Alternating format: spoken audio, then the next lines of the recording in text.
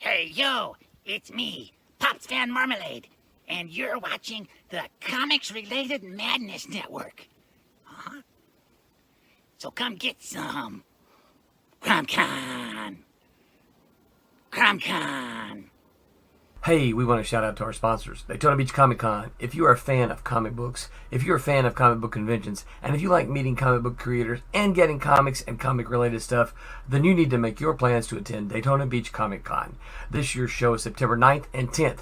Silverline will be there, so you should make your plans to be there too. We'll see you there. If you like comics and find yourself in the Orlando, Florida area, doesn't everyone come to Orlando at some point in time to see the House of Mouse? But when you're here, you need to make it a point to visit Coliseum of Comics, especially the one on East Colonial Drive. They carry Silverline comics, even a limited edition Coliseum of Comics version of our comics. So, when you go, be sure to ask for Silverline Comics and tell them we sent you. OCD stands for Orlando Collector Deviants. OCD, Steve and Trish, they're a family of geeks who promote geek things, particularly those around the Orlando, Florida area. They're big supporters of Silverline, and we think you should be supporters of theirs too. Go give them some love. If you are an independent comic book maker and you need to get your independent comics made, you need to look no further than Kablam Digital Printing. They print our books, and they do a bang-up job. They're not only trusted by Silverline, but many, many independent comic book makers. Head on over to kablam.com and see for yourself just how easy it is to have your comic printed by them. And tell them Silverline sent you. Hi, this is Tim TK, host of That Silverline Show on Tuesday. Join us at 11 p.m. Eastern, 8 p.m. Pacific every Tuesday night as we discuss pop culture and the joys of making comics. Hi, I'm Barb Kilber, co-host of Silverline's Wednesday Wham. Join us each Wednesday nights as we discuss comics, literature, movies, and anything else that may catch our attention. I'm Roland Mann, and I host Silverline's Silver Sunday. Join me every Sunday at 8 p.m. Eastern as we make mine Silverline.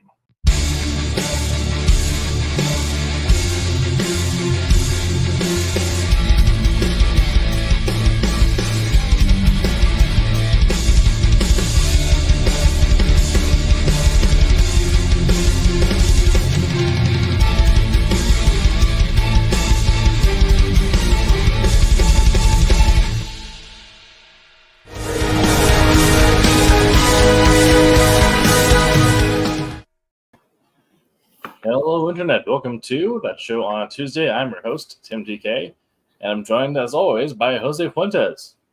Hello. David Rios. Hi there. And Cassisi Harris. Hey, how you doing? And tonight we're going to be talking about what we did while we were stuck indoors with the recent ice storms, what kind of our cozy at-home reading looks like, and whether or not being stuck indoors for that long is actually beneficial to the creative process, or becomes a problem when it becomes mandated and not voluntary. So we'll be talking about that in a second here. Before that, we'll get into our preamble ramble with what we did the week since we had a week off. And if you lived in the Pacific Northwest, as well as several other parts of the country, you're probably covered in ice and could not leave your house for a while.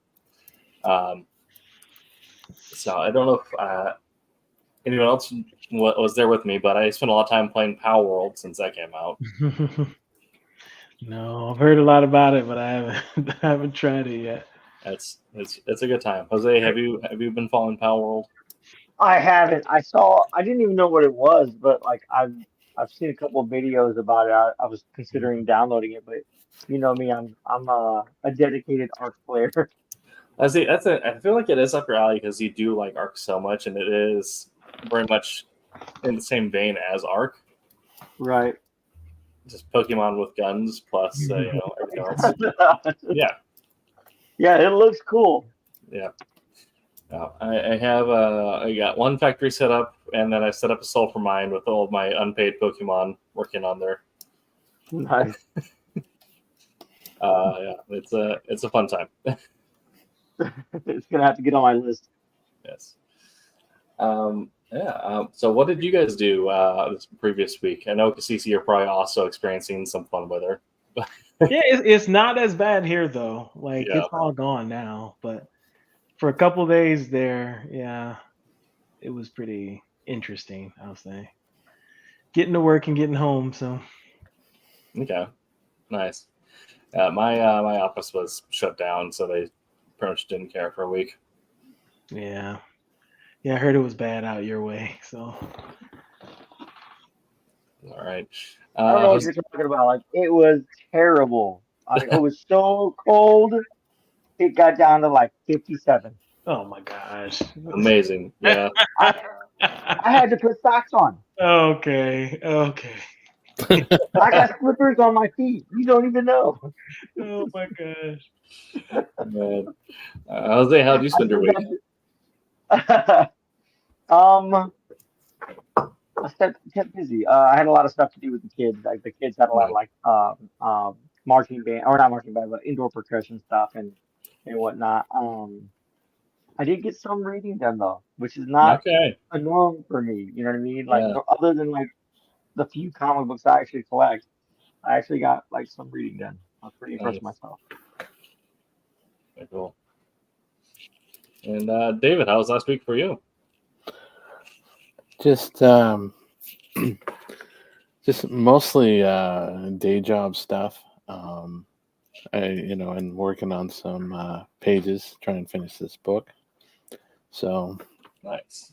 regular stuff. Luckily, didn't really get caught in the crazy winter. Though we did have some good bouts of rain, but Yeah. it's fairly warm here compared to a lot of the other states. So And it's fair. I'm glad at least two of us stayed warm this past week. But yeah, tonight's topic is going to talk about snow day reading. What do you do when you're stuck inside? But for those of us living in warmer states, this might be a hurricane season or monsoon season reading. Right. That was kind of what I noticed when I lived in Florida. So if we had a hurricane coming through, we'd spend the day indoors and then at night go up on top of the apartment and watch as the power lines came down.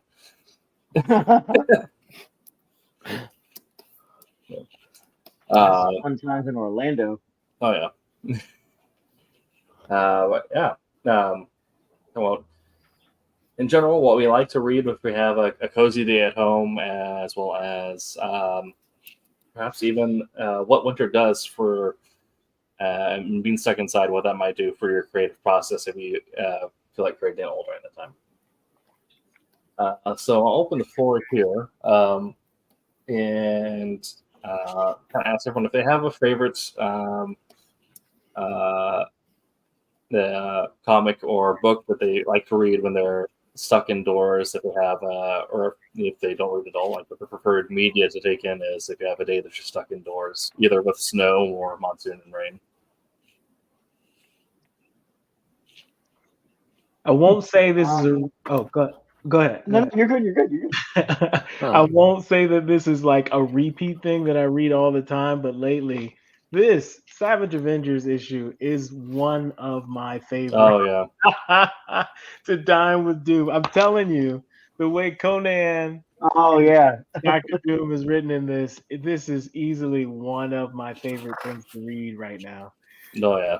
That and working through Judge Dredd. Gosh, that's a The fact that they just they sat there and just like had a conversation. oh, I love it. Oh, It was great. yeah, it's great. Oh my gosh. So I can read that over and over again, but I've only read it twice so far. So Nice. Well, I'm jumped back and forth. It's hard for me to actually just sit down and do that because I got a bunch of stuff that I have to work on. But sometimes I like to actually read novels more than comics. But lately I've been kind of looking at some of the old John Byrne Fantastic Fours. I've also went through and read some of the Star Wars, the Old Republic, the 50-issue miniseries or series and all that. So, yeah, it's just been kind of filtering bits and pieces as I can. Definitely. Try to avoid the cat that's sitting here. Can't Yeah. do that. It's impossible.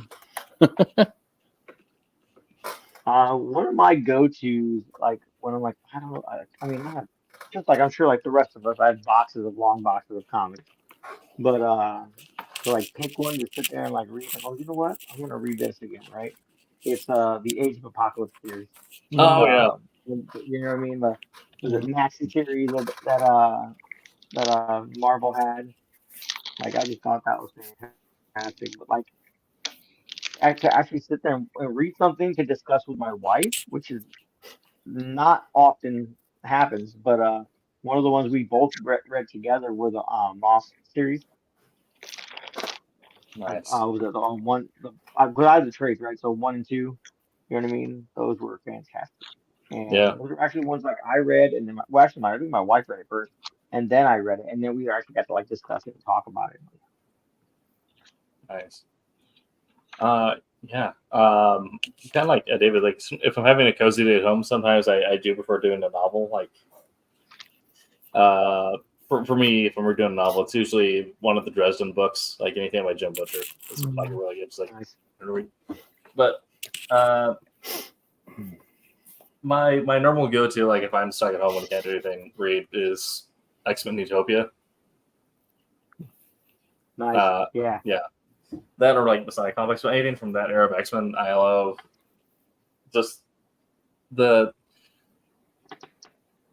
had like a tone and a vibe to it that I haven't hasn't really been matched by X-Men before or since, and the way like all the characters were able to drive you throughout the read, like it didn't feel like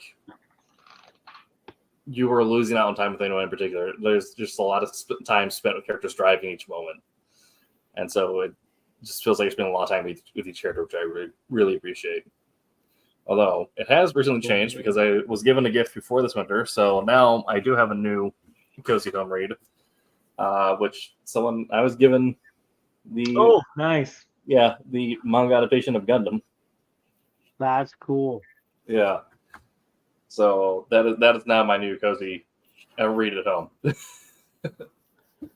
Yeah, I had way back, back when I was, more involved and before I fell out of comics and back in, I had some of the 0080 and 0083 Stardust. Nice. Yeah. And I loved those because those books they looked like they were almost cell transfers. Yeah. Real crisp, clean, and all that. And I loved watching the anime for it. So it was a fun situation. But I got I started following some of the ones like the eighth MS Squad or OS Squad. Yeah, some of those older ones. Really like those. So. Yeah. Which I have. Good gift, by the way. Yeah. Yeah. Kind of one that's like on the same vein. Like, I'm still in the process of collecting the series, but side series that I got Gundam Thunderbolt. Oh, nice. Yeah. Because all the movies are only available in Japan. You have to pay like $30 to import them. Yeah. So that's kind of all what we our cozy at home reading is then. So I'll kind of get a little esoteric here with it and ask, what do you think makes a good like cozy day at home read? Like, what do you think makes a book something like you want to go back to it for when you're just having those like days where you're stuck at home? Man, it could be so many things. Yeah, but Right. Good dialogue, relatable characters, completely relatable characters. Like when it's almost like comfort food. Yeah. When I am at home and I want to get cozy with the book, I have to really relate to the character and the circumstance. It can't be something that I'm just like throwing myself into. But yeah, the dialogue has to be really, really punchy and good and keep me engaged. I don't have to like sit there and go through a whole year of physics to try and understand what is going on in the book. But yeah. Yeah, I'm kind of the same way. I like to just get kind of sucked into a story, nothing too high tech, nothing too terribly involved. Um, I One of the authors that I like to read, aside from I told you I've been doing some of the New Republic or the High Republic stuff. But I really like to read a lot of Timothy Zahn's stuff. Yeah. Not just his Star Wars stuff. Some of his like his Dragonback series, his Conqueror's Pride, some of the other ones. So it hooks me in, and doesn't really go and I have to go and figure out, and he carries things across very well on getting a visual in your head and all that, and that for me is a good thing. Is if I can just kind of flow with it and kind of just kick back and enjoy it, then it's something that I like to do in kickback times, and just sitting around these snow days that we don't get here in Southern California. Yeah. Well, if you're depending on what part of Southern California is, if you get like 3 inches of rain, it ends up flooding all the streets because they don't make them with the same grading. That was one thing I remember from San Diego. They didn't get snow, but instead they just got massive hail, and then would flood everything because the city wasn't built to like take a hailstorm like that.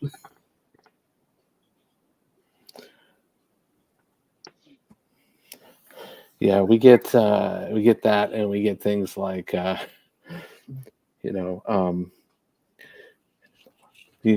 got earthquake days. No, it's just fire days, stuff like that. But usually the Adobe's on fire again. Everyone go home. But sometimes you get like the days where you get high winds and things, and power goes out. That's fairly common here, at least at my house. So sometimes you might have to switch to something like either puzzles or Lego or something like that, Right. and hope it's not in the middle of the night, because otherwise you're sitting around with the flashlight. But Right. Hopefully you've charged your iPad long enough to display something or use it for a light. Yeah, exactly. I've had those nights. Well, I Jose, like stories where the hero has to suffer, like where you know what I mean, almost like not to be all like biblical, but like Job in the Bible, like he suffered through all kinds of stuff, right? So if the hero in the story I'm reading suffers, and then see him like somehow overcome that Sure. suffering and need to come out on the other end of that. Like I like reading, like when it comes to like novels and whatnot, I like reading how they made it through, how they processed through that suffering, right? I'm gonna love that no context clip of what makes you cozy, Jose? Oh, suffering. Right? Yeah, now I've got that in my suffering. Now I got Yoda's voice going, the suffering.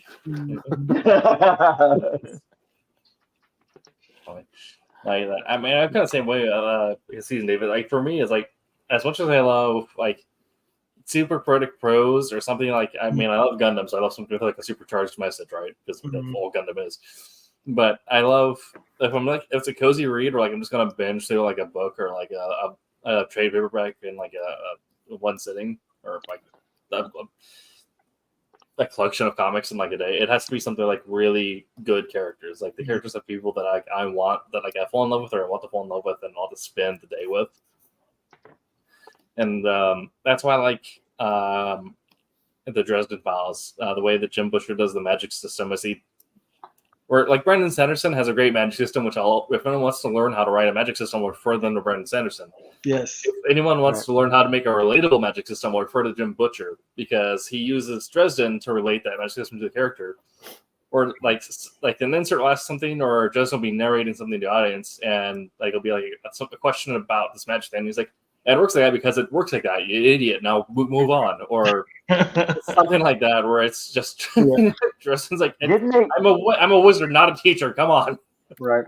Didn't they create a RPG for based on the Dresden Files? They did, yeah. I thought so. I haven't had a chance Like to play it. I had a memory of that. Yeah. If there's an RPG out there, Jose's probably played it. Yeah. Yeah. Yeah. I haven't had that. Yeah. I haven't had a chance to play it yet, but I know it's out there. And that is a really fun universe that I think would be fun to explore that way. Yeah. That's cool. Yeah, like I was saying, for me, it's the same vein where it has to have really strong characters, and I don't necessarily care about like the esoteric value of the messaging or like the prose necessarily if it's just a cozy at home read. So cozy at home read for you is not Lovecraftian stories. Is that what I'm hearing? Some of them do, like like the Dunwich Horror or like the Alchemist, things like that. But I may not be doing like the Emperor in Gold or Emperor in Yellow. Reanimator is also oddly cozy. Reanimator is cool, yeah. Yeah. Okay. So kind of pivoting to what we're known for the Tuesday show, which is talking about the creative process. I basically see here, like, do you guys think that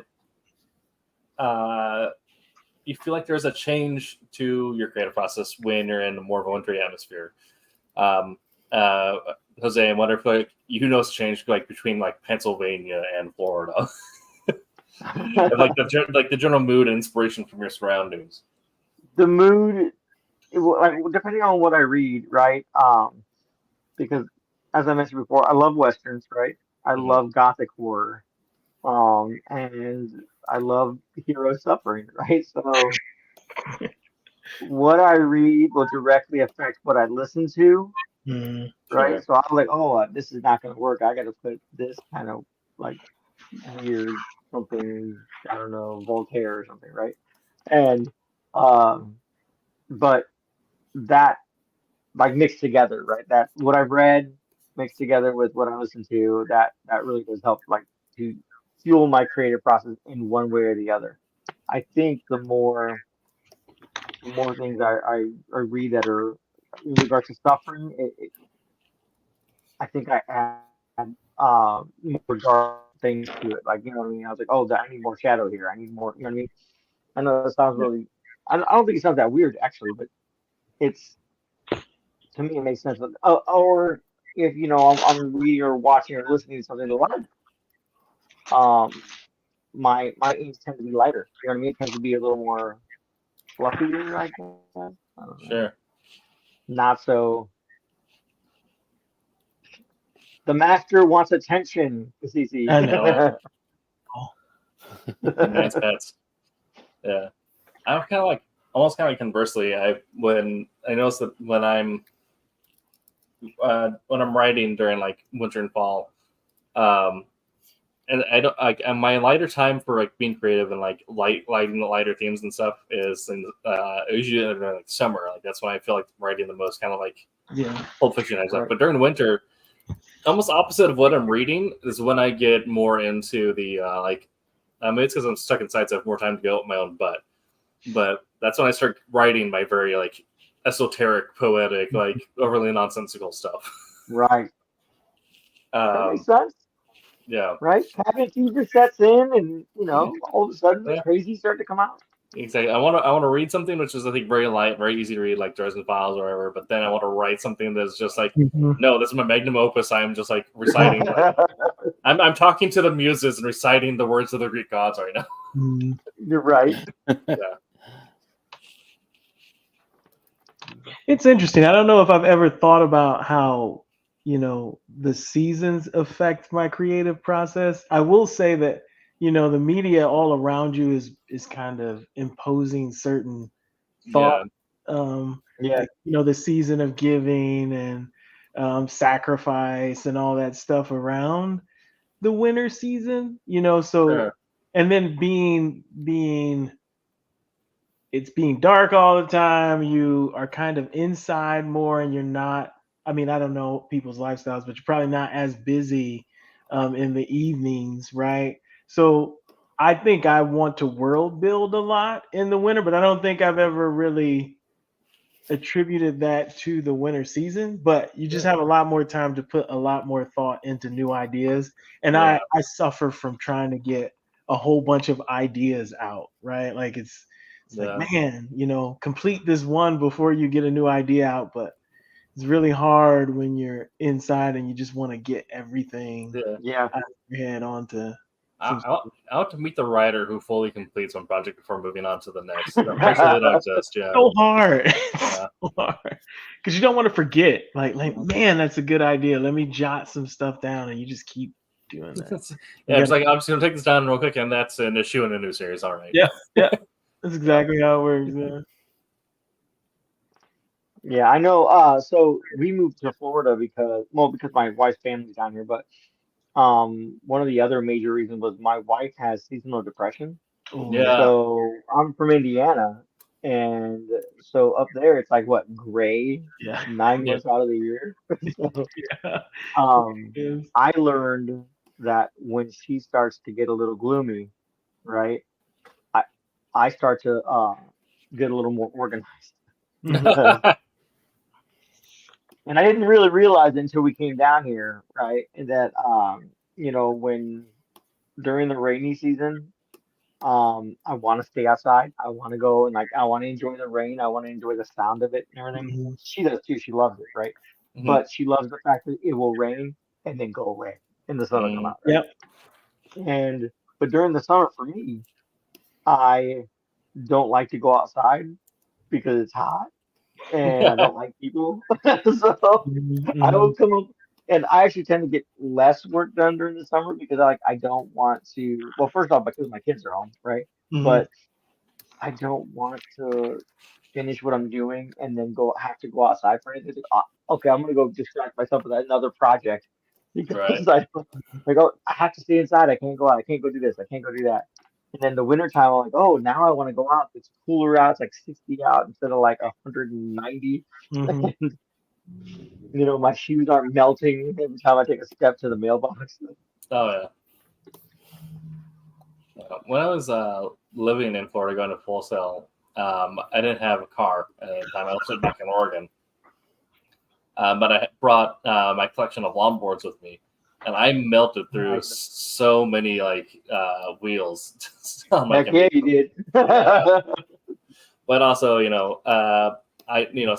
vibe. Like we didn't really do a lot during the day, but during the night, because it was 24-hour campus, during the night is when you come out and do a ride around the back lot and all that stuff. Right. And also the night security is much more relaxed, and they just kind of they let us do our thing. I feel the security at Full Sail was, I don't want to say lax, but like definitely more understanding than, most Right. most colleges, just because the nature of why you're going to school there, like the classes that they offer, like Yeah. you're gonna get creatives and you're gonna Yeah. get people that don't do things on a normal timeline. You know what I Yeah. mean? Normal timetable. Absolutely. There you go. Dave, do you have any thoughts on do you feel like any sort of changes in your creative process between seasons? Does it just kind of all consistently throughout? It is mostly consistent throughout Okay. because you do have your rainy days and your colder days, but you don't have the extreme ice days and stuff. I mean, literally, it could be 5 years between if it snows here or not. Yeah. Right. And snow is like is the ground a little bit white? That's about it. But there is some things about the creative when it's like raining pretty hard. Yeah. And you can hear that. Probably the biggest thing for me that changes my creative process more than like the seasons and all that is music.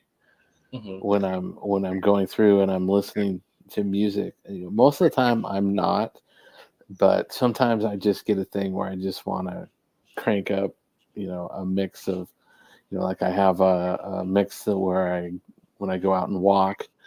So it's just a bunch of, kind of motivational, more fast paced things. And once I start doing that, and, that drives me to go and, put more effort and throw stuff out there. So I'm more affected by music than, the seasons and stuff like that. So. Okay. So another thought which I had, which I thought was something worth looking into, is the impact of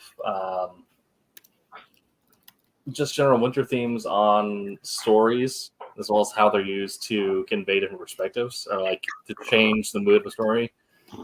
I mean, kind of going to immediate pop culture that pops first in my head is every MMO, every video game has a snow level or a snow expansion pack that comes out, sort of thing. Like Wrath of the Lich King for a while, or Heaven's Sword has a routine. Halo, everyone wants to play on Crash Down the Snow level or Lockdown on Halo 2.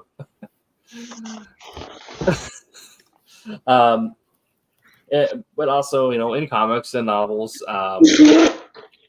in movies, like usually, snow gets used as a thematic device often, and usually end up changing the way that themes are handled or perspectives are handled whenever snow is introduced. So, I kind of want to get some of your thoughts on what you think about that, any experiences you have with that, and why you think that might be.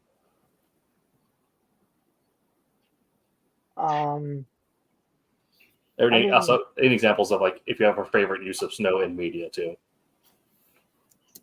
I think it's funny that you mentioned that, every role playing game has that snow level. I think, for my stories, when I start bringing in snow and an ice kingdom or like a mountain kingdom where it's all snowing, those are like the hard people.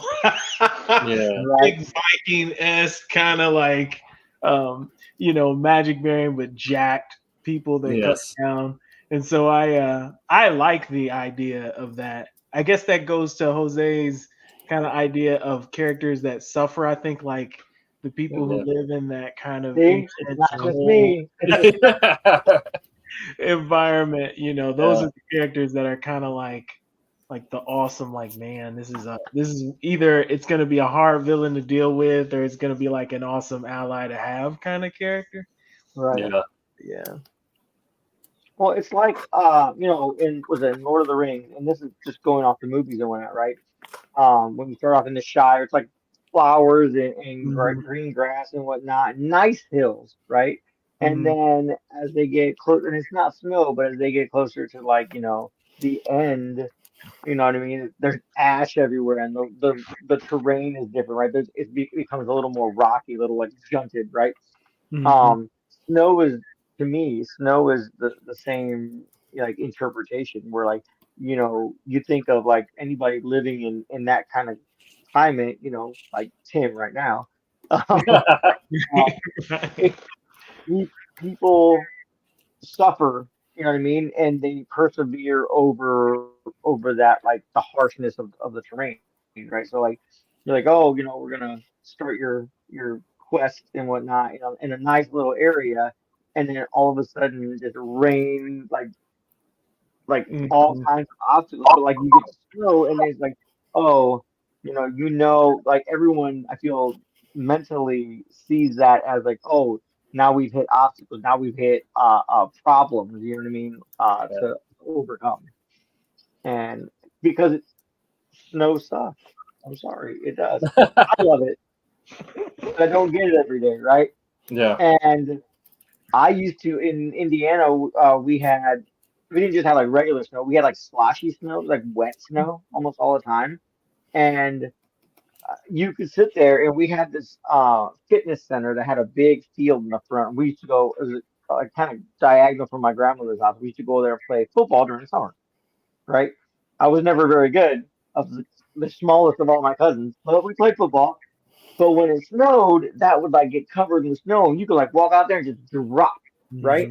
Mhm. And fall and sink into the snow, and then like even the cars that went by was muffled, right? So if you're doing that and you're looking up, it's not like, oh my gosh, like the sun's out and blah blah blah. No, it's gloom and gray, and you're just like, okay, now I'm going to think about my impending death. You know what I mean? Yes. So that's why, for me, that's why the idea like of reading or the idea of like character suffering. You know what I mean? Like if I'm sitting there on a rainy day or a snow day and whatnot, like that appeals to me because I had that like sense of morbidity growing up, just laying in the snow. What if I died right now? Yeah. Like my family would never find my body. I'm literally a half a block away, but they'd never find my body. Yeah, out here, I don't get a lot of that sense of your hallmark moments and the warm and fuzzy winters and all that stuff. Um, I do remember as a kid we would have to go to the snow Yeah. specifically, and I remember and surprisingly, same trip that my wife was there. We had a school trip out to the cabin for a week, and it was like snow was waist high and all this stuff. And I remember sitting there, and all these people are excited about, oh, we're gonna go out in the snow, we're gonna have snowball fights and everything, and I'm like, it's cold and wet out there. So I spent basically, a lot of the free time in there, Mhm. where I learned to play Uno and stuff like that, Sure. and come in and watch everybody get miserable, and then at the end of the week, watch everybody or most people get sick because Mhm. they don't have the defenses for it. But the other thing was, you're talking about the games. That's a lot more of my experience with the winter stuff is, um, and I know you guys are big Final Fantasy 14 players, but one of the things that sticks out in my head is Final Fantasy 11 Mhm. and the area of Zarkabard, Hmm. and just going through there, and it's like the level of everything in that area was so high, and everywhere you went, you had, you couldn't, cast magic spells because everything was magic Mhm. aggro and all this stuff. So I just remember on there of, some big areas where, things look clean, and clear, but you do something wrong and here comes this wicked beast coming coming after you and all this. So but particularly with that area and the way that they did things is I like the way that they did the themes with the frozen castles, and everything was cold metal Mhm. chains, all this stuff. So that to me is more of Yeah. the winter thing that I think of, particularly imagination when I'm kind of thinking stuff up, more so than the warm and fuzzy, hallmark moments. Sure. Are you saying my falling in the snow and thinking about my impending death is not a hallmark moment? Ah, man. You were there, man. You were there. I mean, that was Jose's Barbie movie moment. The first time I Barbie know, movie. right? It's just it was like, what happens when you die?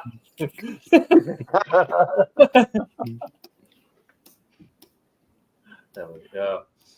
Kind of same views like Casey. I think like snow and colder climates are traditionally like harder to survive in. So I feel like that usually ends up breeding like sturdier like Mhm. survivalist type characters or like the tough marauders and warriors. Mhm.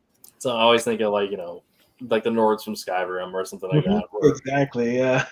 but conversely, also I think Heavensward from Final Fantasy 14 did a really good job of exploring like what if it like no these people are just like sick and dying. They're like they are Right. freezing on the streets. Right. Yeah. um, but yeah, I definitely think of like that moment of you hit the snow and that's where the hardships really set in. Right. you kind of think of the way that it's used with the mountains in Lord of the Rings or Northrend in Wrath of the Lich King, where you hit that point like this entire domain is working against you. Like, like everything is dead, everything is cold, everything's trying to kill you. Yep. So this is where like the heroes need to like buckle down and get through, and this is really going to get all their scars before they go into like the full step in the hero's journey. Usually ends up happening like snowy summits. It's really weird because you would expect the desert to give you the same feel, but it doesn't. No. You know, look at like it's just a different feeling, a different type of hardship, and it produces like a different kind of resourceful character. You know, it's almost like you would think the thief and the scavenger comes from the desert, but then you get like these hard people that come from like the frozen north kind of deal. It's interesting. Yeah. Okay, so I actually have a theory on that, on why that is, right? If you think about it, a desert, yeah, it's harsh, right? And you don't think about like, oh my gosh, I'm melting, right? But you also can see Right. until your vision stops, right? But if you're in like the harshness of like snow or a blizzard and whatnot, your vision's like this Right. far. So like the idea that you don't have a range to work in, right? You like it seems like you're cut off from everything. That Mm, gives people a sense of, a sense of dread, right? Yeah. And you don't really think like, oh, I'm going to die in this desert until you've taken off walking and you're like, oh, right. I really am not going to find any water. I am going to die. But like Mm, the idea that like, the weather, like I said, gloom and gray of Indiana in a snowstorm, you're like, oh my gosh, I'm going to die. I have no clue where I'm at. And literally your steps are like, what, mhm, 10 feet in front of you, but you can't see it, right? It's that sense of like encroaching doom into your like little like you know radius or whatever of influence. You know what I mhm. mean? Yeah.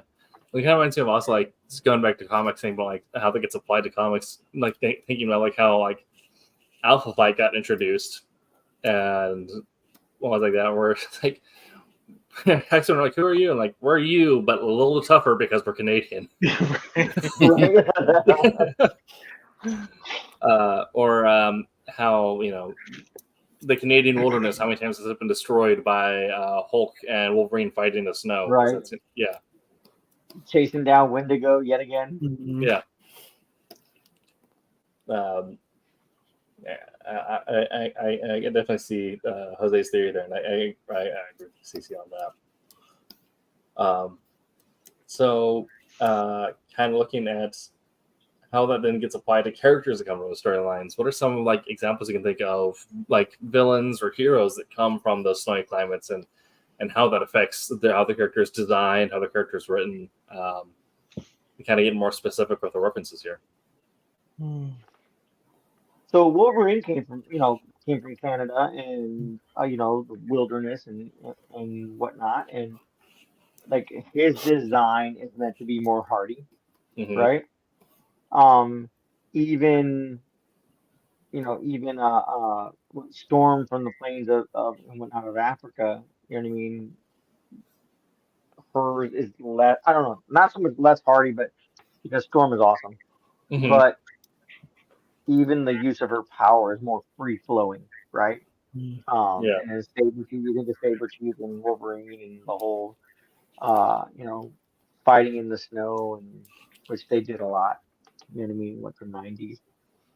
Yes. And I mean, I feel that when characters are drawn that are from like Cassisi said, Vikings and whatnot, you know what I mm, mean? Like Nordic characters, they're all drawing super bulky and like, mhm, these tough. Even I was Mumbatu from Wakanda, you know what I mean?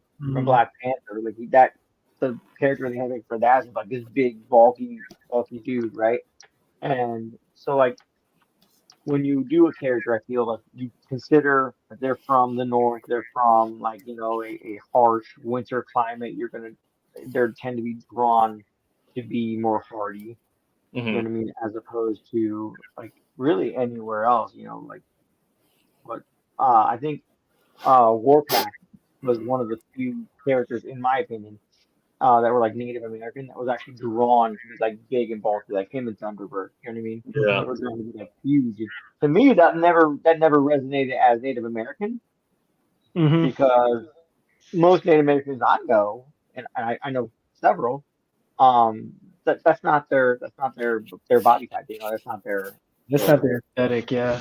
yeah. They're a little more light, a little, you know what I mean? It's still pretty awesome, but Yeah. so when I saw them, I was like, oh, I didn't put together Native American until like, what I mean, I had to really sit there and think about it. Like, oh, wait a minute, headband, you know what I mean? The whole attire, even, which I thought was kind of stinky that originally, like, during X Force, originally Warpath had like, like he looked like Ultimate Warrior to me personally, but Hmm. he had definitely had like to me a Native American like aesthetic to his clothing, and then they just put him in like a zip up jumpsuit or something like that, and I'm like, ew, that's not appealing at all. What is it? Oh, is it? I think all the, I can't, I don't want to say that these are winter or like northern based characters, but when I think of all the Soviet villains or the Soviet characters, Right. Marvel, like I kind Yeah, of think of like the bigger, kind of harsher, cold. I don't know why. I just attach I it. mean, You could say yeah, that they're yeah. colder. Yeah, You had Yeah. Colossus. Colossus was huge. You know what I yeah. mean? Yeah. Omega Um, Red. Like I'm just, Oh yeah, yeah. when you start to, you know, look at those type of characters, like to me, I think of Winter, even though that's not necessarily, what they were right. derived from, but yeah, Yeah, but you think Russia, you think Soviet Union, yeah, you think Siberia. You know what I mean? yep, You think you do, yeah, Arctic. exactly, You yeah, know, I mean, yeah. You so got. I think depending on the climate, you know what I mean, the weather of a climate and whatnot, that honestly stereotypically determines their particular build. You know what I mean? At least in comics it does. Yeah. Well, and their mannerism, like almost Yeah, like their sense of humor or like how forward they are. Like it's almost like I yeah, don't, there's no fear. Maybe fear is the wrong word. There is no filter or fear in what they do because they're just, hey, this is it. Like Yeah. right. I don't know.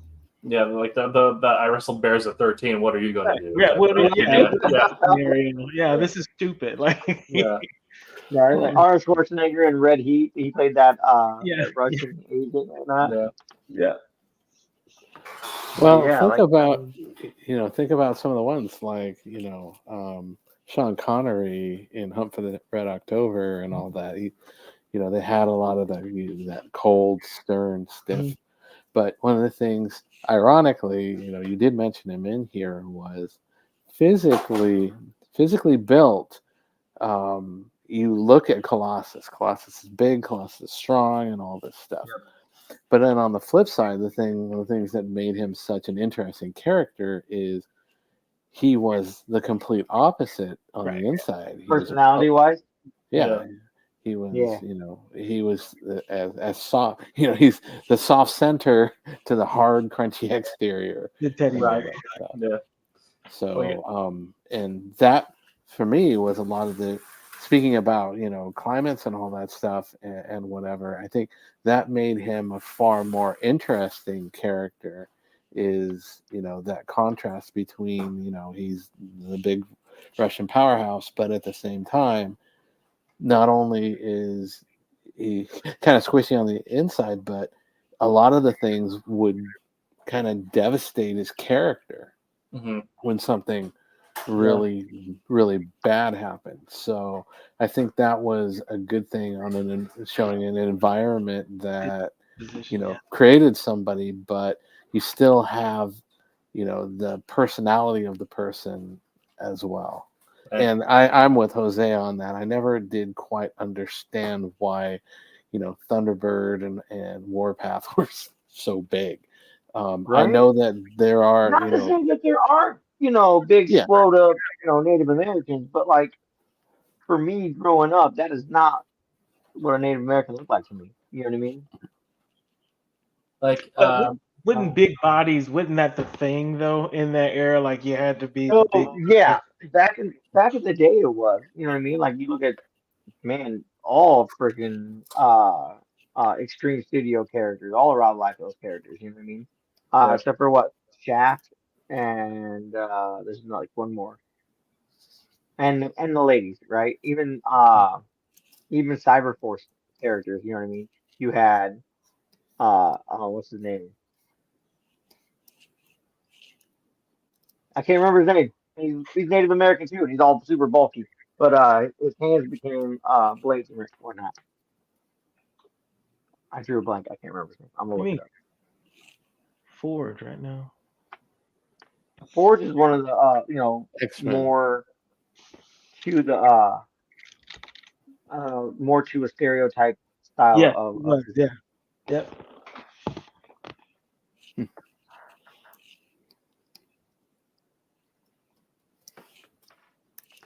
Ripclaw. That's who I was talking about. Ripclaw. Mm. Oh yeah. Yeah, he's a Native American character. Like I mean, stereotypically, his facial features definitely like play off the Native American Hmm. stereotype, right? But he's like huge. Like that dude's like really big, Yeah, he's pretty jacked. Yeah. right? I kind of like thinking like how I got played into a character. One turn like snow effects. The Black Widow movie was hit and miss, but David Harbour as Red Guardian Yeah. was amazing. And it's like the way that That's a represented him was this guy stuck in Siberia, and like again, the Thin he's like this like too big of a character where he can't fit into his super suit. Mm. But kind of the same thing where he's very blunt, he's around the nose, but everything he does, like all the attacks, everything that like is effective against him has to deal with his family. Mm. Right. Any perceived slight against his family is what cuts him to the core. But other than that, I did not think I was gonna like him as that Oh yeah, character, he right? was good. He was good. I don't know, like he's a good character. He's a good actor. I like him as an actor, right? I'm like, I don't know, man. Like, because all the trailers I saw, he's like, he's gonna be like Hmm. satirical, funny, and whatnot. I was like, I don't know if I can be okay with that. And then I watched it. I'm like, oh my gosh, he's perfect. he's so So good. good. Have you seen Violent Night? I have it. It's on my list. I haven't yet. Dude, like I said, I can't watch new movies while I'm working on art, like when I'm working on pages and whatnot. Otherwise, I'm gonna be like, sucked in. Yeah, Get it's sucked in. over. Mhm. yeah. But I can finish the book, then I can watch it, and then start the next one. he's really good in that, and that is, that kind of same thing. Like it, the traditional Scandinavian understanding of Santa. Yeah, like I was this old stern dude who drinks too much, and but he gives gifts because of to make out like some perceived sin you did in the past. Yeah. All right, I'm so I really want to see that. Like I can't wait. Yeah. Like it's on my list. There's a couple of them that I'm like, there's that, and I want to watch Echo. I haven't seen Echo yet, Oh yeah. and I know it's only like a few, was it like 8 episodes or something like that, 10 episodes. But if I start watching, I'm not gonna get anything done. It's 5. Oh, 5. I knew it was really. 5? Okay, still. And Yeah, then we Loki watched that. season 2. I haven't watched that yet either. Loki season 2 is real good. I've heard that. That is the only Marvel show to actively make me tear up. Mm. Oh man, Yeah. that's cool. Yeah. And which I was not expecting the Loki story to do that. Right. But I mean, kind of something where like, okay, this is like a weird tangent. I had this conversation with one of the best. Something that I think Marvel the comics have been really good with for certain characters, like a lot of legacy characters. Some of their what I think that what they need is to start mimicking in the TV shows and movies to capture like to bring some of that comic magic to the screen, because that's what like Infinity War was. Like, they got some of like one of the big things that like captured a lot of people into the comics in the first place. Bring that screen. Something they need to move with that is how they will rehab villains into more heroic roles. Because Marvel's always been really good about having villains who like that have like a kernel of truth to why they're villain. Right. There's been several points where Magneto's giving the speech. You're like, no, he's right. Yeah. Right? Prime Yeah. example of, Yeah, like, well, I mean, Loki, his whole thing is like he's destined for glorious purpose, and like everyone feels like that, but it's how we choose to act out on that. Right. So how you interpret that. Yes, but yeah, the way the Loki show handled like this, and the way that the comics have handled the Loki character, I'm like, oh, this is That's wonderful. cool. Yeah. And Baron Zemo dancing from Baron Zemo dancing from that was amazing. I'm sorry. To me, that was.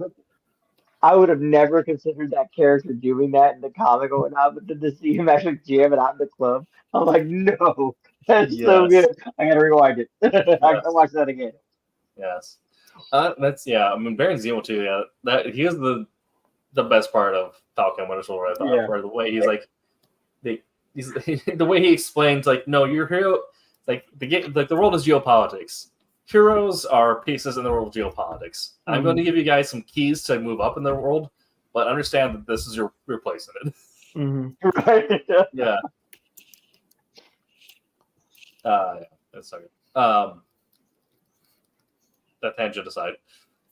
That's what we're good at. That's what we're good at. And that is actually a good place to end. That's the last of my notes. So does anyone else have any recommendations or anything that are like any other recommendations they give for winter stories or cozy reading stories, or any behind the scenes funny stories of working on winter themed projects, or stuff that you've done while working in the winter or harsh conditions? Well, I want to say that a few of my favorites, like you said, winter time, you know what I mean? Even in Indiana, we had down days where me and my wife would just sit there and she'd read her stuff, I read my stuff. But was always on the top of our list was the Mouse 1 and 2. Oh yeah. I wrote them down so I remember. And The Crow. I got was it a kitchen sinks, jail bars, The Crow. Nice. Like I had a copy of the trade, and a friend of mine gave it to me for Christmas, and then the next year I gave it to him for Christmas. The same book, like the exact same book, right? And the year after that, he gave it to me for Christmas. So he just passed it back and forth.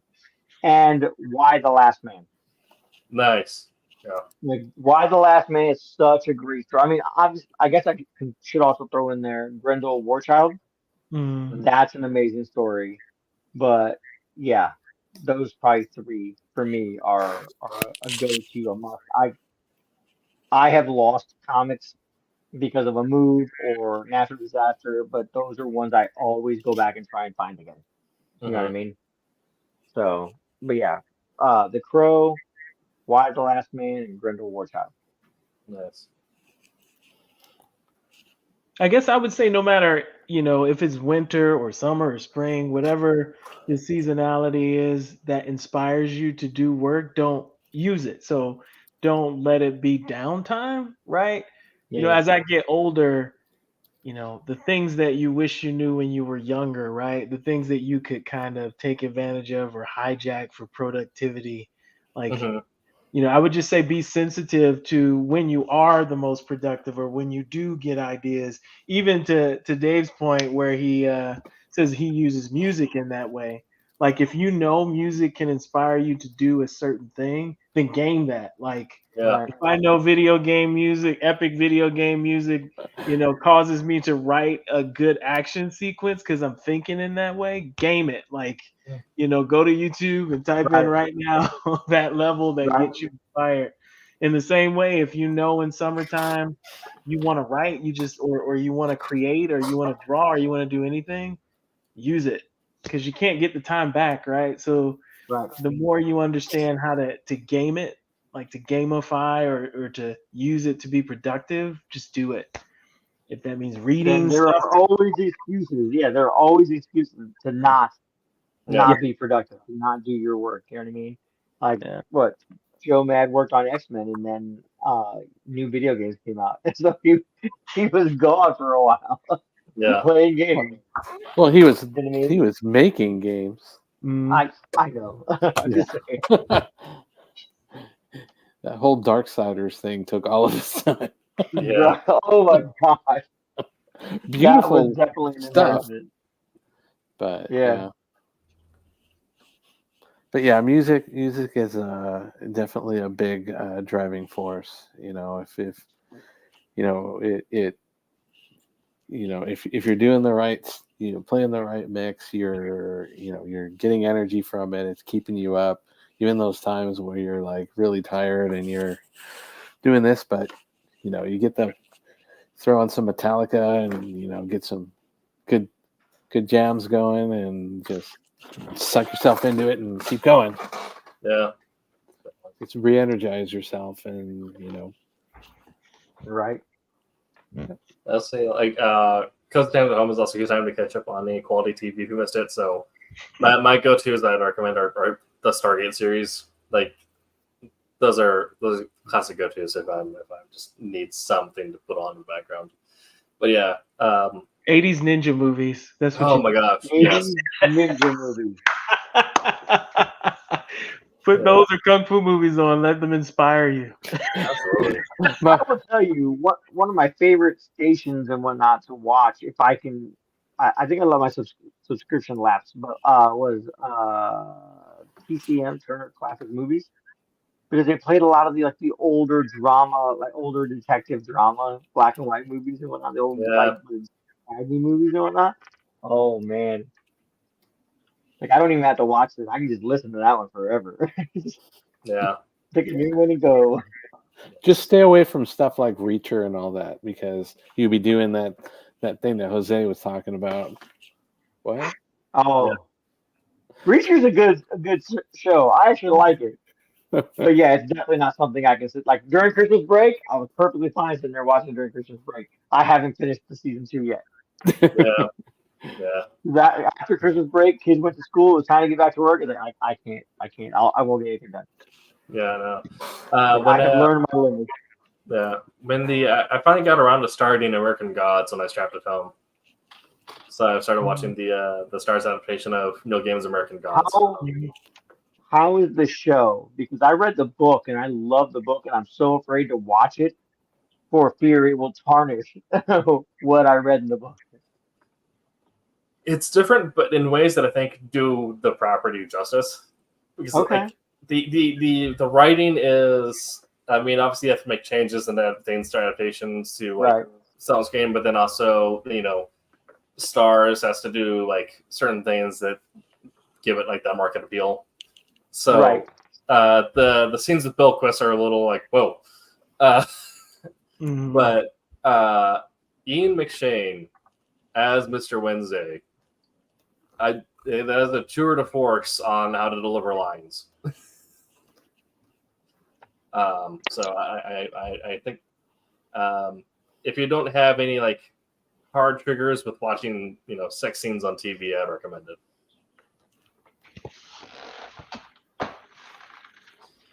Yeah, that's about what I got. Okay, so I actually didn't like the comic book version of it. Interesting. Yeah, I feel they try to put too much artistically into it that it pulled away from the story. Sure, I can see that. Yeah. Oh, your cat won, Dave. Yeah. Oh yeah, she did. I think I'm still a bigger fan of Netflix's adaptation of Sandman so far, but I haven't gotten all the way through American Gods yet, so I don't know how well I can judge it yet. Right.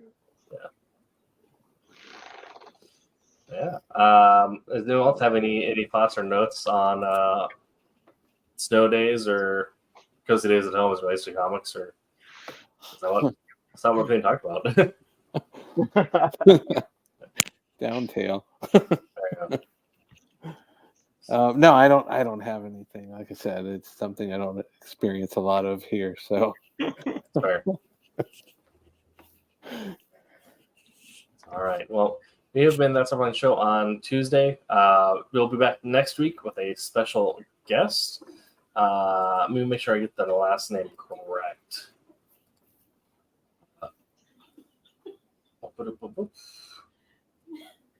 Next week we'll be back with special guest Victor Dandridge. They do. Oh, Yeah. really? Yes. Oh, that's pretty cool. Okay. Yeah. And then The hardest working man in comics, is that what you're talking about? Victor Dandridge Jr.? Yeah. Oh, okay. Very good. Very good. All right, and then the week after we'll be dealing with how you go about planning out your year to be as productive as possible, and then the part two will be how that immediately falls apart. I'll have to find out. I doubt I'm going to be here next week. Okay. I will be actually in Orlando Nice. for my my day job. So doubt I'm going to be able to jump on, but and I was hoping to, but I'm not sure if I can schedule some time to see Tommy or not. But Sure. You maybe. make time to come pick you up. Yeah. The other thing that's going on that same week is, I guess, the con, the big con there. Yeah. The Yeah, MegaCon. yeah. Yeah, MegaCon's going on that same week, but I'll be working. Right. So if I don't see everyone, have a great week. And Tim, is there anything that you want to cover as far as we've got the Trump's book that just finished up. I think pre-orders are there, but I think you can still check and see if your comic shops. And have they officially announced the next Kickstarter? Not yet.